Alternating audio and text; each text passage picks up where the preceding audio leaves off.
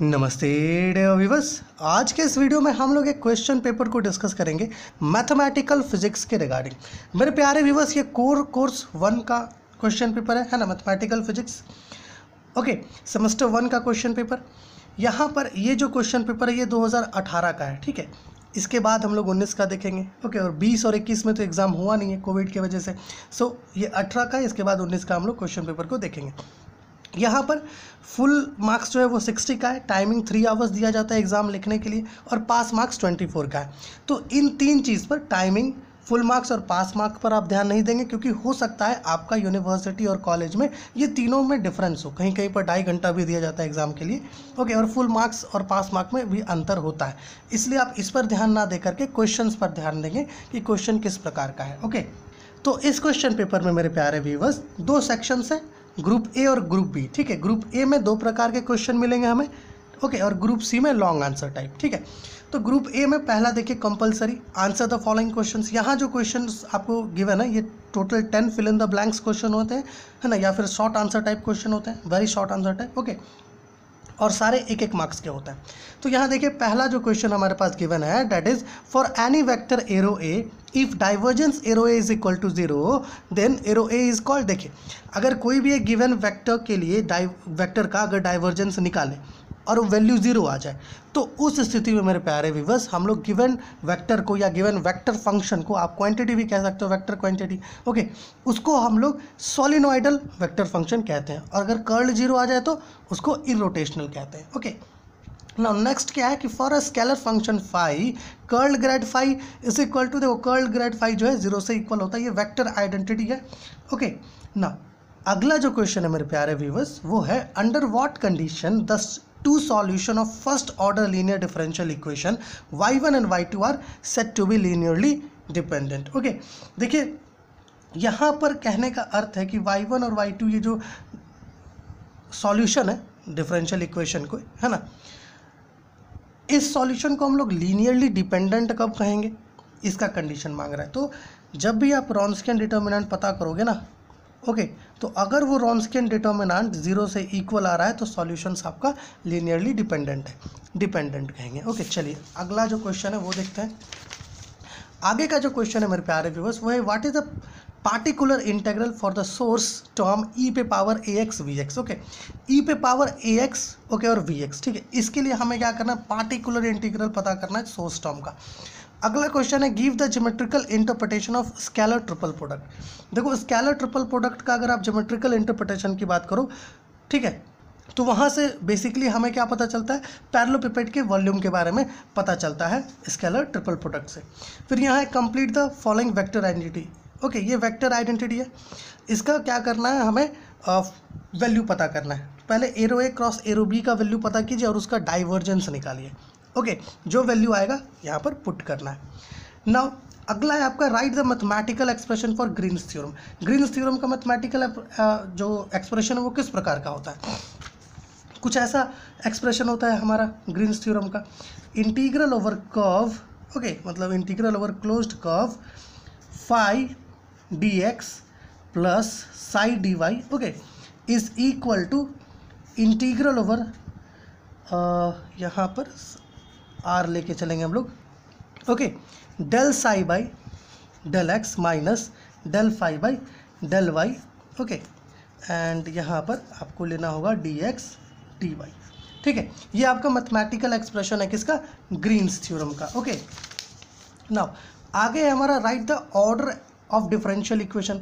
ये जो differential equation है इसका ऑर्डर पता करना, आराम से आप पता कर पाओगे, है ना। ओके, तो आप आराम से इसका डिफरेंशियल इक्वेशन का ऑर्डर देख के पता कीजिए, ठीक है। अगला क्वेश्चन हमारा है कि for the direct delta function del x the value of integral, ये जो इंटीग्रल है इसका वैल्यू किससे इक्वल होता है, इसका वैल्यू 1 से इक्वल होता है। Okay, integral minus infinity to positive infinity del x d x जो है इसका वैल्यू 1 से इक्वल होता है। Okay, and the next question is, write the expression for Wronskian if y1 and y2 are solutions of first order homogeneous linear differential equation। Okay, इसका अगर आप expression लिखना चाहो रॉन्स्कियन का तो कुछ इस प्रकार से आप लिख सकते हो, ठीक है, y1 prime y2 and y2 prime, कुछ इस प्रकार से आप इसे लिख पाओगे, ठीक है। चलिए आगे आते हैं।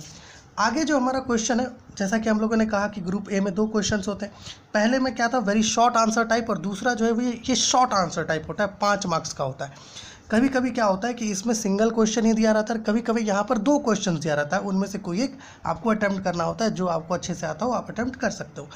Okay, given arrow r is equal to x i cap plus y j cap plus z k cap. Okay, calculate divergence arrow r and curl arrow r. ठीक है, मतलब है कि डाइवर्जेंस मतलब डेल एरो आर कैलकुलेट करना है और del cross arrow are आपको कैलकुलेट करना है। आराम से कैलकुलेट कर पाओगे। एरो आर की जगह ये वैल्यू पुट करो and then solve it. Okay, now अब बात करते हैं सेक्शन बी की, है ना, जो हमारा सेक्शन बी है, डेट इज़ ग्रुप बी। इसमें जो है टोटल 5 क्वेश्चंस होते हैं, ईच क्वेश्चन 15-15 मार्क्स का होता है। ओके, और इसमें से इस 5 क्वेश्चंस में से आपको 3 क्वेश्चंस ही करने होते हैं, जो आपको सही लगे कि भैया हाँ ये कर सकते हैं तो ये आप कर लो। ओके, तो इन तीनों क्वेश्चन को थोड़ा डिस्कस करिए। क्वेश्चन नंबर 3 क्या है, what do you mean by orthogonal curvilinear coordinates. Orthogonal curvilinear coordinates क्या होता है? बेसिकली पहले तो हमें पता करना हो कि भैया कर्वीलिनियर कोऑर्डिनेट कैसे किसको कहते हैं, है ना। जैसे कार्टेशियन के बाद पोलर आता है, वहीं पर स्पेस में ही कोई पॉइंट होता है, ठीक है, उसी पॉइंट के कॉरस्पॉन्डिंग जो कर्व्स होते हैं वहाँ पर एक कर्वीलिनियर कोऑर्डिनेट सिस्टम बनता है।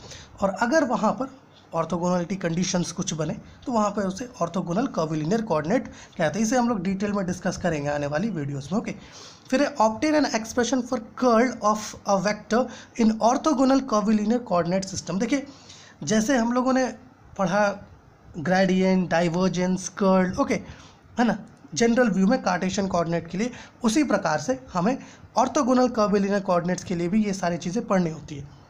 तो यहाँ पे हमें कर्ल का एक्सप्रेशन पता करना है, बट हम लोगों को क्या करना होगा, तीनों का एक्सप्रेशन अच्छे से समझेंगे हम लोग आने वाली वीडियोस में। ओके, चलिए अगला क्वेश्चन है हमारे पास कि what do you mean by line, surface and volume integrals of a vector field. Okay, क्या समझते हो आप? लाइन इंटीग्रल किसी भी कर्व के लॉन्ग, है ना, जो इंटीग्रल पता कर सकते हैं हम लोग, that is the line integral.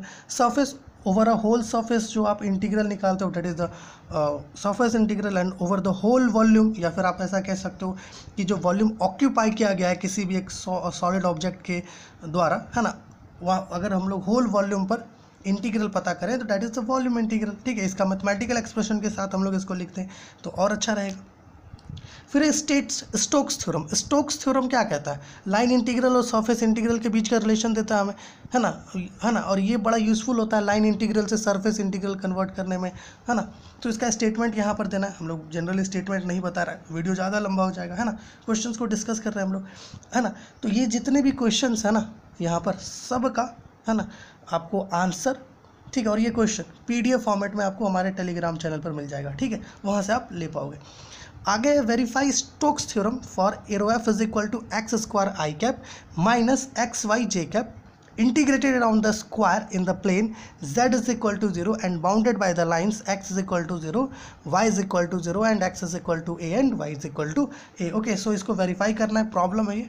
Okay, now अगला क्वेश्चन है हमारा 5th। इसमें कुछ लगता है क्वेश्चन एक्स्ट्रा है, यहाँ पर ए गिवन है। क्वेश्चन है what do you mean by gradient of a scalar field. Okay, gradient के बारे में आप क्या समझते हैं? इसके ज्योमेट्रिकल इंटरप्रिटेशन को बताना है, जो हमें rate of change of slope के बारे में बताता है ना। फिर अगला क्वेश्चन है प्रूव द फॉलोइंग आइडेंटिटीज। ये जो आइडेंटिटीज है यहाँ पर, curl arrow A is equal to gradient divergence arrow A minus del square arrow A, और दूसरा है divergence phi A is equal to grad phi dot arrow A plus phi divergence arrow A. Okay, ये जो आपका identities है, ये सारे identities क्या है, प्रूव्ड है ना। हमारा जो प्लेलिस्ट है वेक्टर आइडेंटिटी का, आप उसको जरूर से ज़रूर देखिए, अगर, है ना, अगर आपका मैथमेटिकल फिजिक्स है तो ज़रूर देखिए, क्योंकि वो सारे आइडेंटिटी में से कोई ना कोई एक आइडेंटिटी आपके एग्जाम में ज़रूर से ज़रूर पूछेगा। ओके, सो अगला क्वेश्चन है give a general treatment for second order linear differential equation and hence discuss the different cases of roots of differential equation. देखो, एक जनरल केस ले लो, है ना, d square y by d x square plus p q x, है ना, या फिर आप ले सकते हैं पी एक्स। ओके, इस प्रकार से एक differential equation, second order differential equation consider कीजिए, उसमें ऑक्सिलरी इक्वेशन पता कर लीजिए उसका, और फिर उसका डिफरेंट केसेस बता दीजिए कि भैया ऑक्सिलरी इक्वेशन को सॉल्व करेंगे तो 3 केसेस अराइज हो सकता है।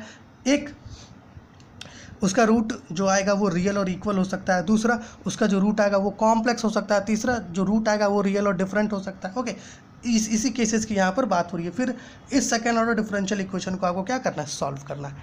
तो कैसे सॉल्व करोगे, पहले इसको डीज के फॉर्म में लिख लीजिए, है ना, डिफरेंशियल ऑपरेटर के फॉर्म में, और फिर थोड़ा सॉल्व कीजिएगा तो ऑक्सिलरी इक्वेशन मिलेगा। फिर ऑक्सिलरी इक्वेशन को कैसे सॉल्व करेंगे, यहाँ जो केसेस मिला है उसके अकॉर्डिंग, ओके।